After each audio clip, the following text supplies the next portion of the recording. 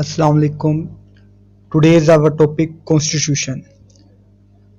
आज के लेक्चर में हम कवर करेंगे व्हाट इज़ कॉन्स्टिट्यूशन, कॉन्स्टिट्यूशन क्या है, why countries need constitution, countries को आइन बनाने की ज़रूरत क्यों पड़ती है। थर्ड, कॉन्स्टिट्यूशन पर्पज़, आइन बनाने का पर्पज़ क्या है। Fourth, why we need distribution of power, हमें पावर को डिस्ट्रीब्यूट करने की जरूरत क्यों पेश आती है। First we start with what is constitution, आइन क्या है। पहले हम इसकी डिफाइन देख लेते हैं। A body of fundamental principles or established precedents according to which a state और other organization is acknowledged to be governed.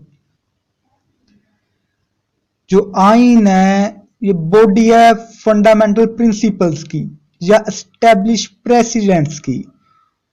अब एस्टेब्लिश जो प्रेसिडेंट्स हैं ये यूनाइटेड किंगडम के आइन में है, जिसके अकॉर्डिंग हम इन फंडामेंटल प्रिंसिपल्स और एस्टेब्लिश प्रेसिडेंट्स के अकॉर्डिंग स्टेट और other organisation of the state को गवर्न करते हैं, चलाते हैं।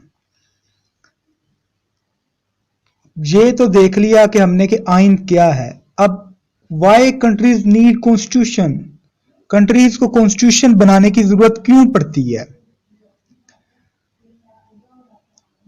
कंट्रीज कॉन्स्टिट्यूशन बनाती हैं टू गवर्न स्टेट और कंट्री प्रॉपरली, स्टेट या कंट्री को प्रॉपर तरीके से गवर्न करने के लिए कॉन्स्टिट्यूशन की जरूरत पड़ती है।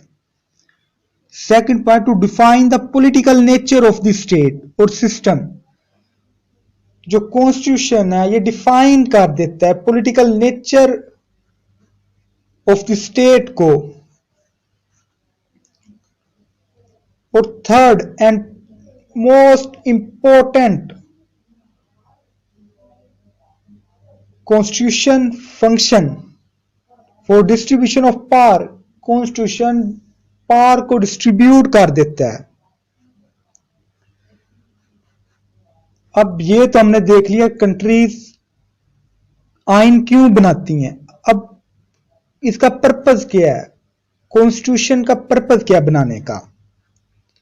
इसका जो मेन पर्पस है, एक तो है distribute the power among three organ.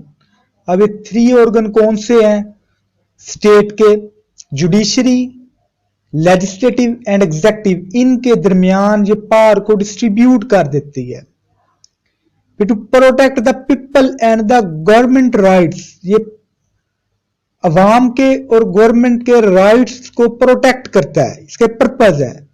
अब पीपल्स के राइट है, इनका तो पता है, जैसे कि फंडामेंटल राइट्स हैं, right of freedom, right of speech. लेकिन गवर्नमेंट के राइट्स कौन से हैं, जिस तरह के पाकिस्तान के आर्टिकल 1973 का आर्टिकल 5 है, लॉयल्टी टू स्टेट। ये गवर्नमेंट का राइट है कि अवाम गवर्नमेंट के साथ लॉयल हो। अब why we need distribution of power, हमने ये तो अब देख लिया कि इसका पर्पस क्या है।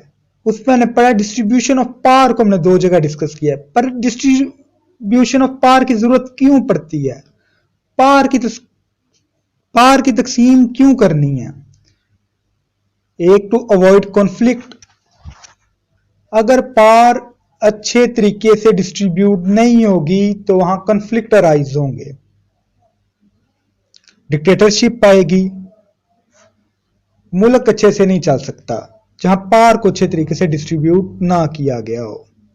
फिर दूसरा, for proper functioning of state, state को प्रॉपर तरीके से फंक्शन करना है तो पावर को डिस्ट्रीब्यूट किया जाएगा कि जुडिशरी पावर कितनी पावर है, एग्जेक्टिव पावर कितनी पावर है और लेजिस्लेटिव पावर कितनी पावर है, इसको डिफाइन किया जाएगा कॉन्स्टिट्यूशन के अंदर।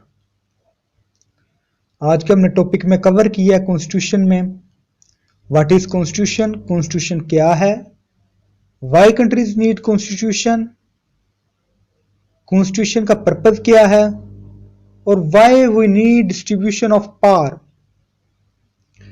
Inshallah, our next lecture will be Constitution of Pakistan. We can discuss some introductory articles of Constitution of Pakistan. Especially thanks to my teacher Rana Imtiaz Advocate. Thanks for watching our YouTube channel.